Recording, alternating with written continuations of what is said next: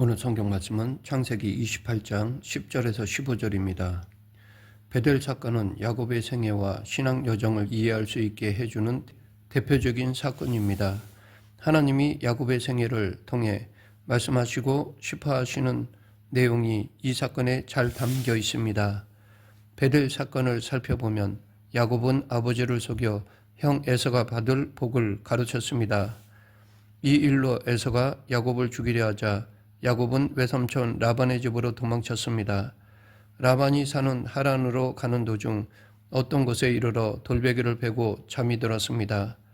꿈에서 보니 사닥다리가 하늘에 닿아 있는데 하나님의 사자들이 오르락 내리락 하고 그 위에는 하나님이 서 계셨습니다. 꿈에서 깨어난 야곱은 두려워하며 그곳을 베델 곧 하나님의 집이라고 하였습니다.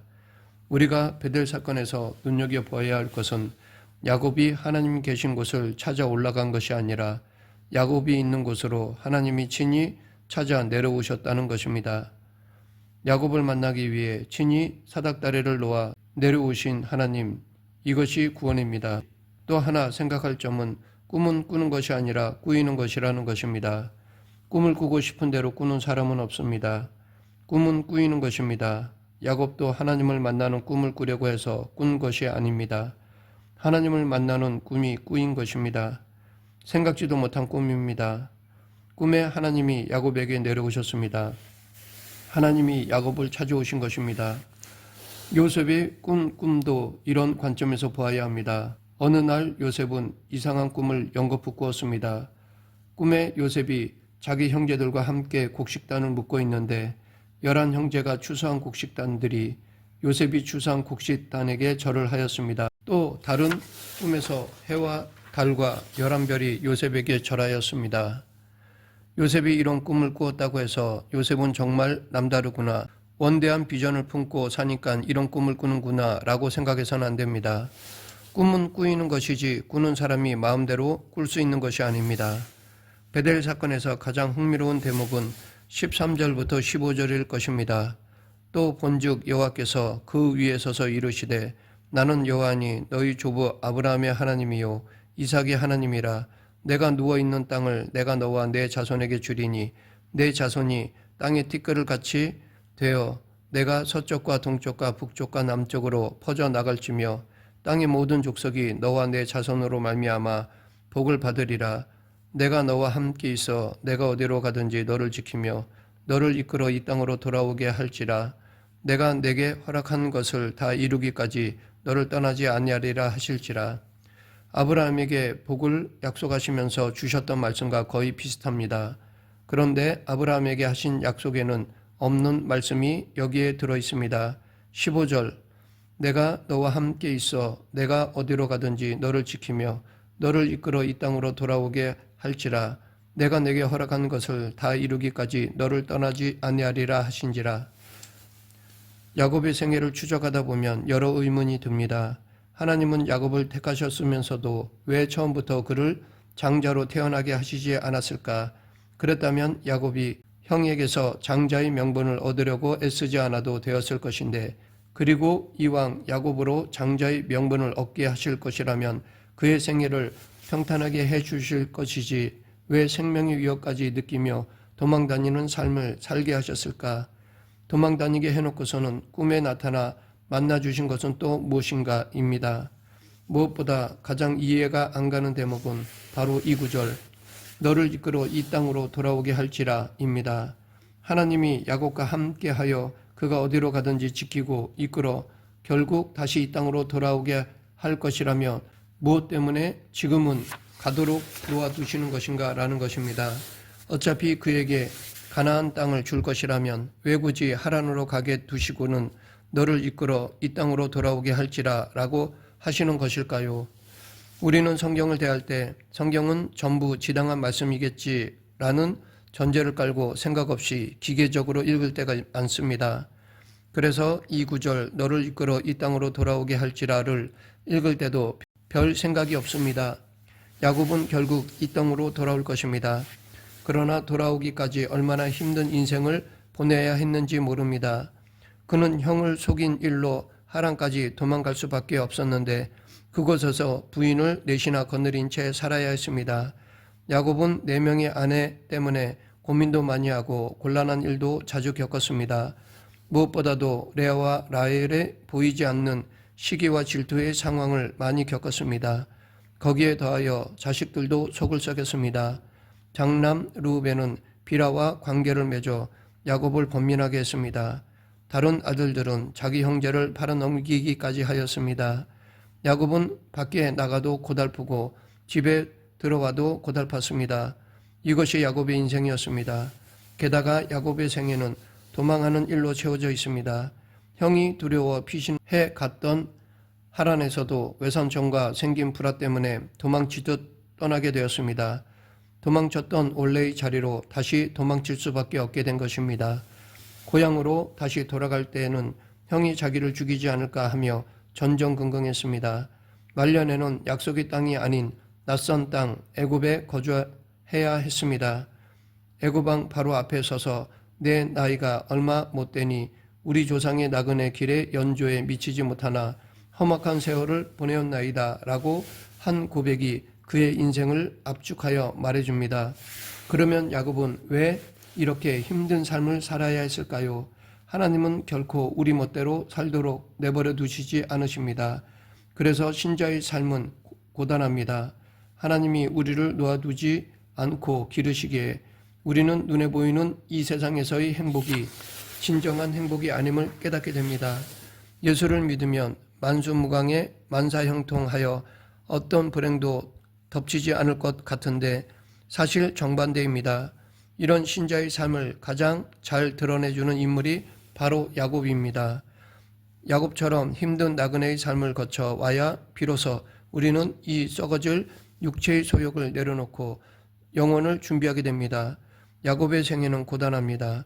그러나 복됩니다. 왜냐하면 야곱은 자신이 뿌린 씨의 결과를 그가 아직 돌이킬 수 있을 때 마주했기 때문입니다. 반면에 더 이상 돌이킬 수 없을 때, 회개해도 늦을 때 자신의 행위의 결국을 보게 되는 사람은 불행한 사람입니다. 그런 사람의 이야기가 누가복음 16장에 나옵니다. 바로 거지 나사로와 부자 이야기에 나오는 부자가 그런 사람입니다. 그는 평생 애쓰고 추구한 일의 결국이 무엇인지를 죽고 나서야 깨달았습니다. 그러면 하나님은 야곱으로 하여금 그가 저지른 잘못을 어떻게 직시하게 하셨을까요? 이에 대해 2가지를 살펴보겠습니다. 먼저 창세기 27장에는 야곱이 형 에서가 받은 복을 가로챈 사건이 나옵니다. 아버지 이삭이 죽기 전에 에서에게 마지막으로 축복해 주려 한다는 것을 알게 된 야곱은 그 복을 가로채기 위하여 마치 자기가 에서인 것처럼 꾸몄습니다. 에서는 원래 털이 많은 사람이고 야곱은 털이 없는 매끈매끈한 사람이라서 야곱이 에서의 행세를 하려면 털이 많아야 했습니다. 그래서 야곱은 염소 새끼의 가죽을 붙였습니다. 이 일이 장차 어떤 모습으로 야곱에게 돌아오는지 창세기 37장을 보면 젊은 시절 아버지 이삭을 속였던 야곱은 뒷날 자기 아들들에게 비슷한 일을 당합니다.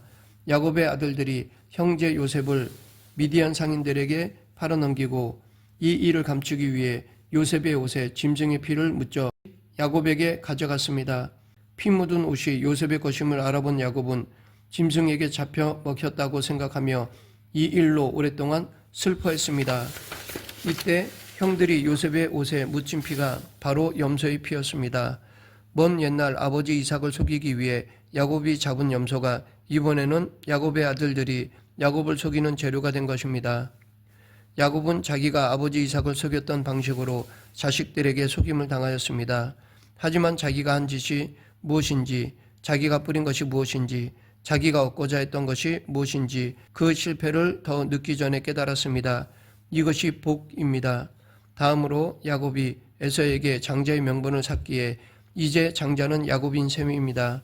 그런데 야곱은 단 한 번도 이 권리를 누린 적이 없습니다. 야곱은 형에게 죽을 팔아 얻어낸 장자의 명분을 정작 형 앞에서는 한 번도 사용해 보지 못했습니다. 장자의 권리는커녕 형을 주라고 높이고 자신을 주의 종이라고까지 하였습니다. 에서를 만나서는 머리를 7번이나 땅에 굽혔습니다. 이런 일을 통해 야곱은 점차 하나님의 사람으로 성숙해 갑니다. 하나님은 야곱이 하란에 도피하러 갔다 올 것 없이 바로 그에게 가나안 땅을 주실 수도 있었을 것입니다. 그러나 하나님의 목적은 야곱이 가나안 땅을 얻는 그 자체에 있지 않았습니다. 야곱이 그 땅을 소유할 수준의 사람이 되는 것, 이것이 하나님의 목적이었습니다.